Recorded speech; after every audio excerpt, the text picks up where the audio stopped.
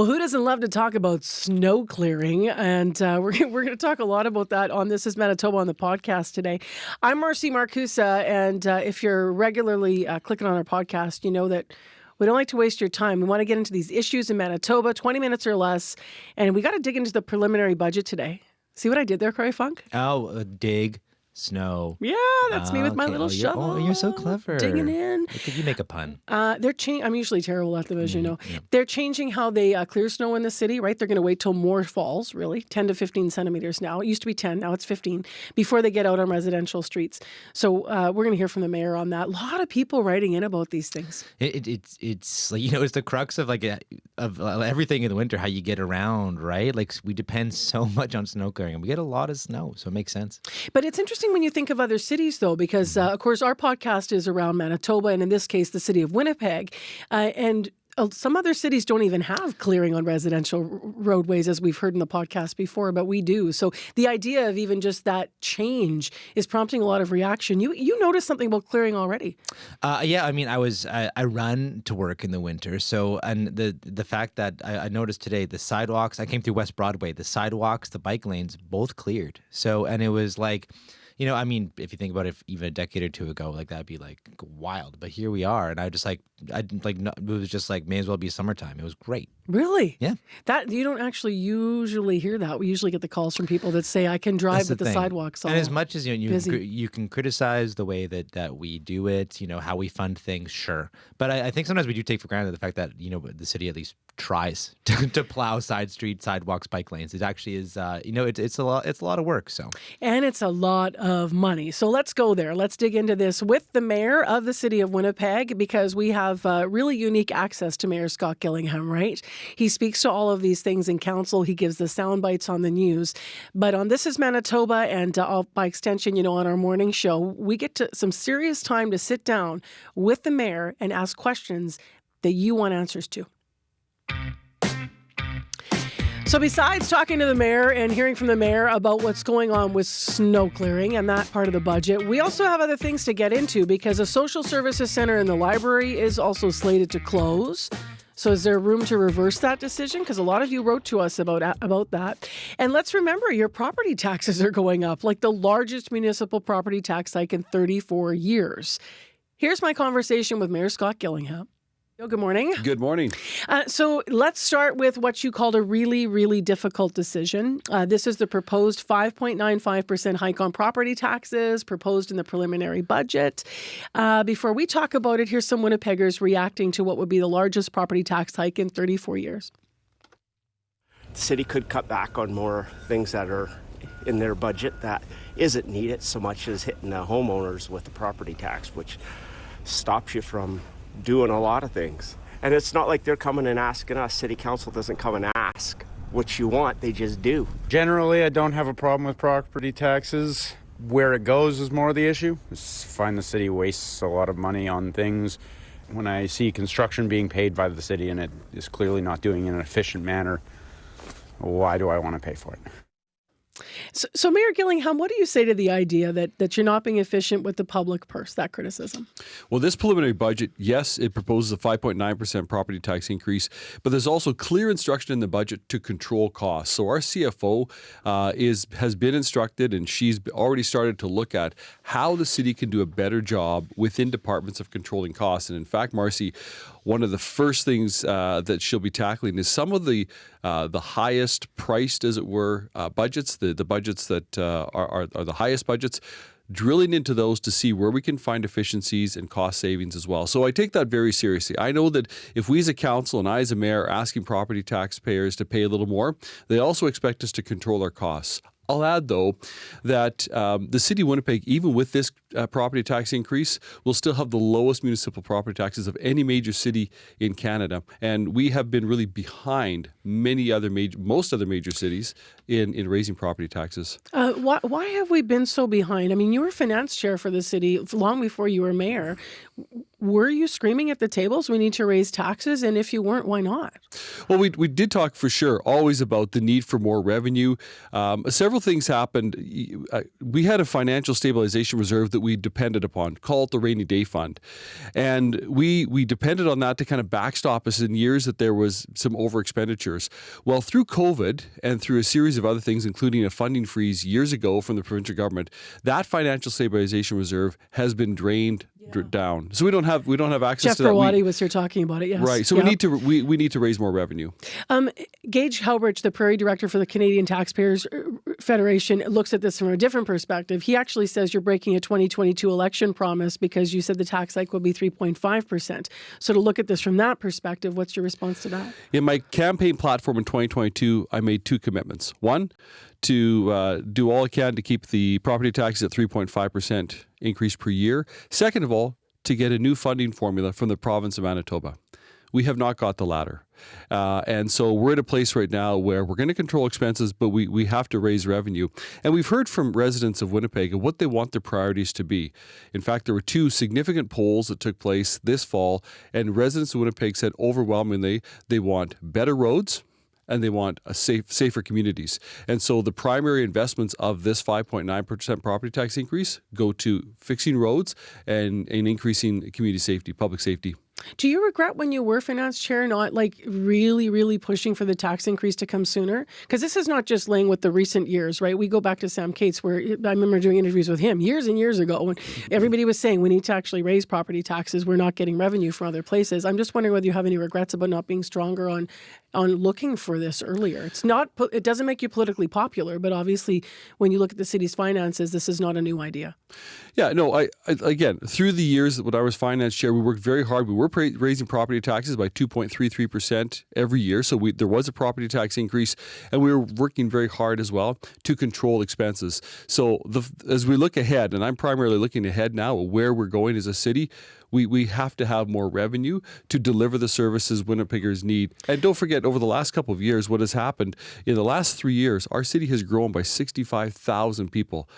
And so as the population grows, the demand for city services, emergency services, fire, paramedic, police only increases. And so we don't have the corresponding revenue immediately that comes with that population growth. So we need to raise revenue to deliver services Winnipeggers depend upon. I want to move to snow clearing. So we know that snow clearing will kick in on residential streets at 15 centimeters instead of at 10 centimeters. You've talked about how much money you're going to save with the decision, but we have Debbie Patterson here. There's a quick clip of her. She uses a wheelchair to get around, and here's what she said to CBC. Every time I see it snowing, my heart sinks a little bit. When there's fresh snow, I can't go anywhere. Unless I have handy transit booked. And even then, they sometimes complain if the sidewalk isn't cleared from my door to the van. I can't tell you how many people wrote into me about this. I just want to share a couple other quick things, Mr. Mayor. So we had another Winnipegger who uses a wheelchair say, how are you going to make sure that people like myself, she wrote, can access work buildings if you're plowing streets only after 15 centimeters of snowfall? She was actually on the phone with a councillor last week. She was stuck in her wheelchair behind her work building. There was too much snow.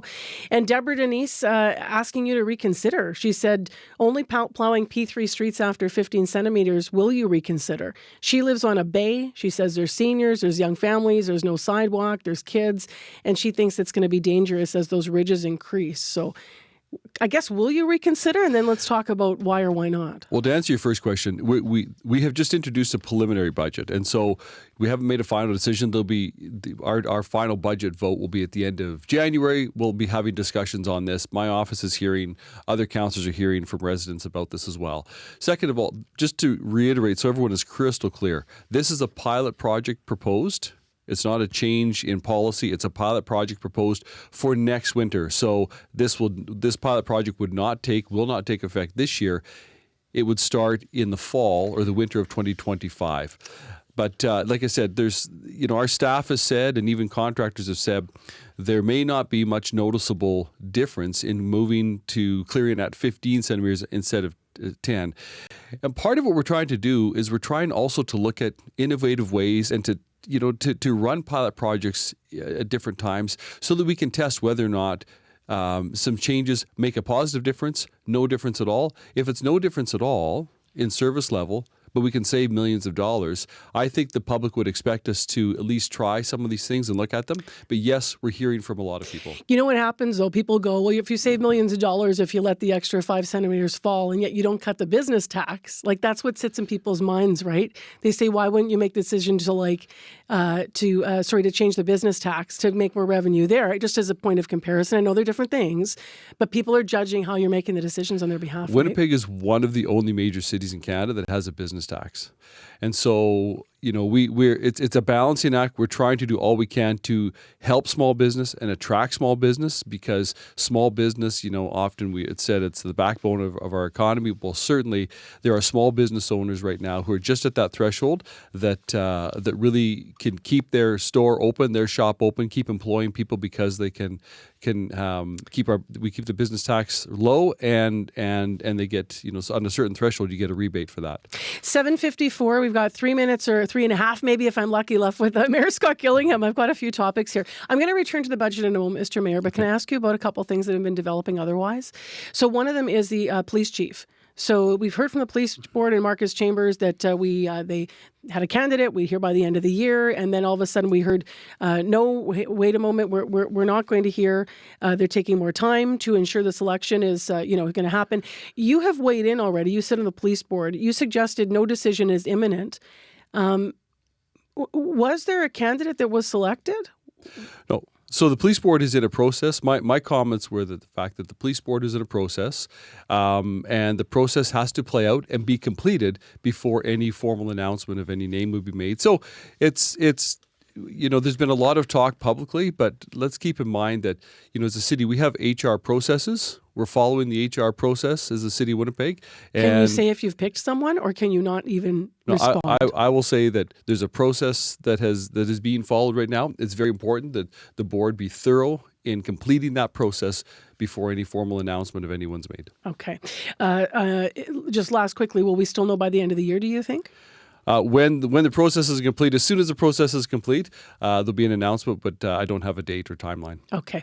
And in the news today, Plan 2050, we know what you think of this. We have heard some of the concerns, though, around it as well. So Plan 2050 is the framework for Winnipeg and the neighboring municipalities. This goes for a vote today to coordinate planning and land use standards. You have said that the Manitoba Capital Region will lose business if we don't have this, the regional coordination on infrastructure. What would you say to the concerns, though, people that really are concerned this morning about it? Well, I think, first of all, some of the concerns, frankly, are unfounded and just not factual. There's been a concern about the concept of 15-minute cities. I've actually had someone, tell me, you want to put gates within parts of the city of Winnipeg and keep people in their section of Winnipeg and not allow people to transition from one part of the city to the other. That's just... To say that is erroneous and not factual would be a kind way to put it. But what is factual is some mayors in Reeves saying that they're worried about the regional coordination infrastructure. There's rules governing the size of lots in residential neighborhoods that they don't want to be messed with.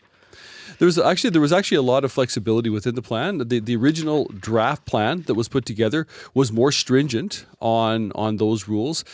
The follow-up plan or the edited plan actually had gives municipalities a lot of autonomy to make those decisions. There's guidelines, but there's still a lot of autonomy as far as how large a lot could be and lot size.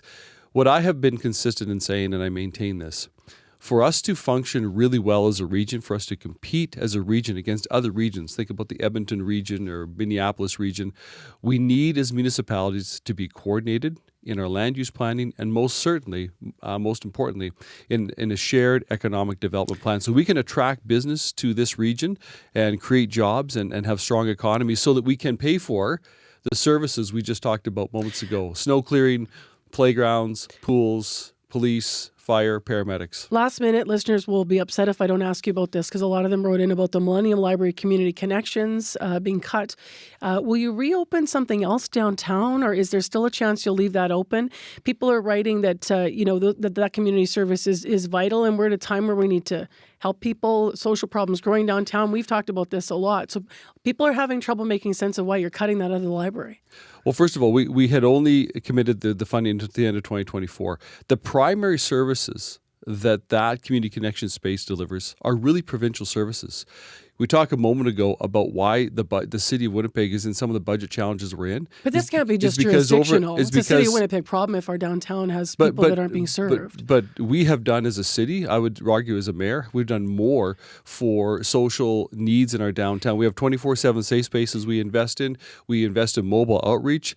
These really also are our primary library services, and so we have increased community hosts there as well to help people. We've talked to the province, and look, I think they're looking at other ways to meet the needs downtown. But are you depending on the province to fill the gap then? Is this a push to them to say, you fill this gap? We've had discussions with the province about some of the services that we have been providing in that space are really provincial services.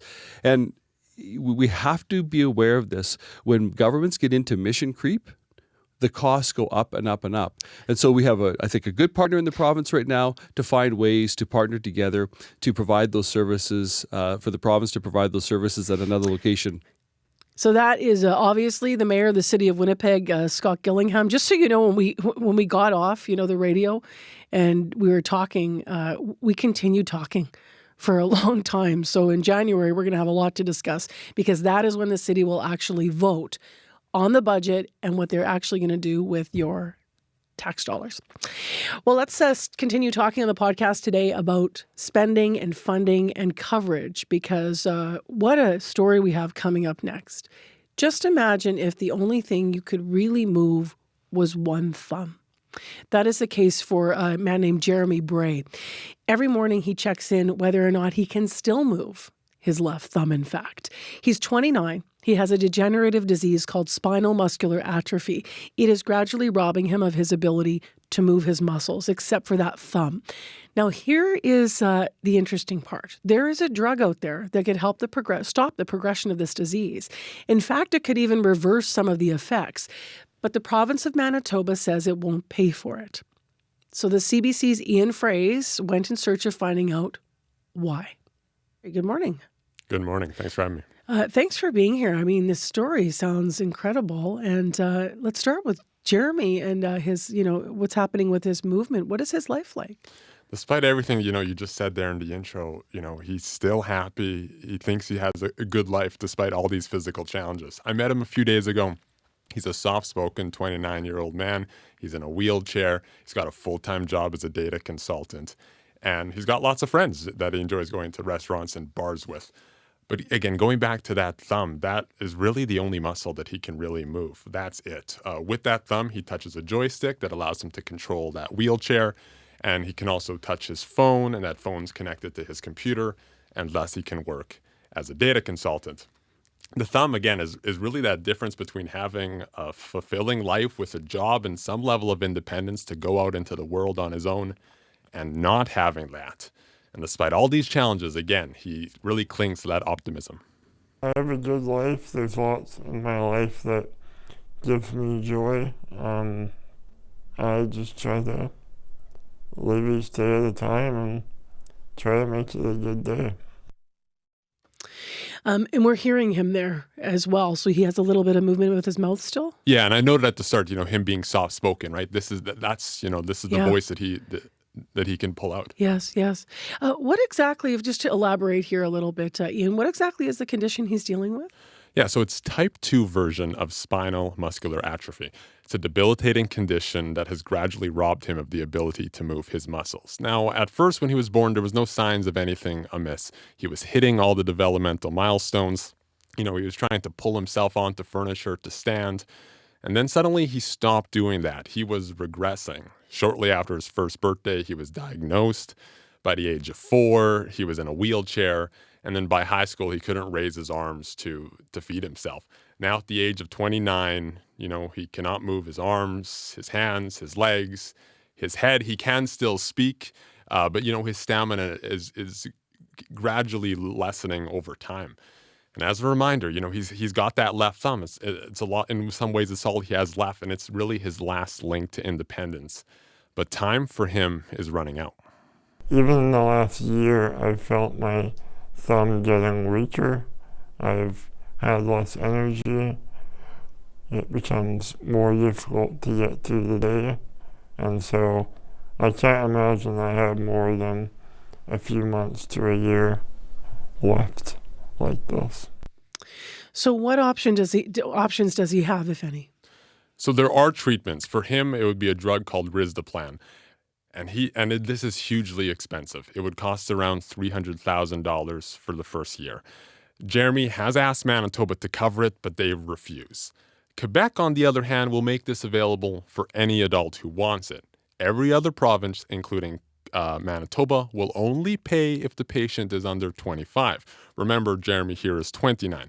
For those over 25, all these provinces will only do it on a case-by-case basis. The provinces that aren't paying for older adults, like Manitoba, are following guidance from Canada's Drug Agency, which has never researched how the drug will impact those over 25. But Jeremy says it's frustrating that other provinces are making exceptions for people over 25, but not his home. It's very frustrating that the province I live isn't willing to take those steps that other provinces are and have been taken. It's very, very frustrating. So let's look at Quebec because you said that they do this, they fund this. So what kind of results are they seeing then for adult patients? So I spoke to a doctor in Quebec City, Xavier Rodrigue, and he says it's going well. And he's also been part of a study that has done this research for people with type 2 like Jeremy. He says for around 90% of his patients, it works. Now, he disagrees with Manitoba. In a letter that Jeremy got from the province, it said that, we're sticking with the guidance. If it changes, we'll adjust. But, this doctor says that's never going to happen. He says it's unethical for anyone to do a study that would deny some people this treatment, give some people the treatment and some not, because if you don't give the treatment to some people, you're banishing them to a worse outcome because the doctor says that we know this works in Canada and around the world. What kind of an explanation did you get then from the province, from Manitoba? Yeah, so I spoke to the health minister, Yuzoma Asseguera. I should note, they're not referencing the cost of this drug. Again, they're sticking with the fact that there is guidance, and the Canada Drug Agency has experts that have done research and looked into this. We should also note that of the evidence that is out there, we know that it works better for those under 18. In sort of that 18 to 25 demographic, there can be benefits, or as the doctor said, around in 90% of cases, but you may not see as much benefit. So they're sticking with the age. That's what they're talking about, the research Correct. around the age. They haven't been bringing up the cost of it. Where does it leave the family, though, then? Understandably devastated, frustrated, choose your word there. Jeremy acknowledges $300,000 for this drug is a lot. He gets it. But he also says that denying him treatment, that comes at a cost too. Ultimately, I'm going to be a greater burden on the healthcare system. I won't be independent. I'll be living on assistance. I'll be in the hospital more as my respiratory system gets compromised. And then they'll have to deal with those additional costs. So he's not giving up, and neither is his dad, Darren. He wants Manitoba to reconsider. He remains in awe of his son, who's lived as normal a life as possible. I feel in awe of his son, yeah. Yeah. Again, just in awe of that, but also knows that Jeremy hasn't forgotten what's at stake for him. He's getting weaker, and it's all gonna come to an end without a treatment. So getting on treatment, experiencing some bit of gain in strength, as minimal as it might be, he loses that worry of regressing further, and that's everything, right? That's everything to him, and his parents. That's what we have to hope for. Jeremy did meet with the Assistant Deputy Health Minister in May. That did not change the province's opinion. The Health Minister told me, just yesterday that they are willing to meet with Jeremy. And we'll see what comes of that. Thank you for bringing this story in this morning, Ian. Really appreciate it. Welcome. Just an incredible story there about Jeremy. Well, thank you for clicking on us today. Don't forget to follow and share for This is Manitoba if you liked what you heard.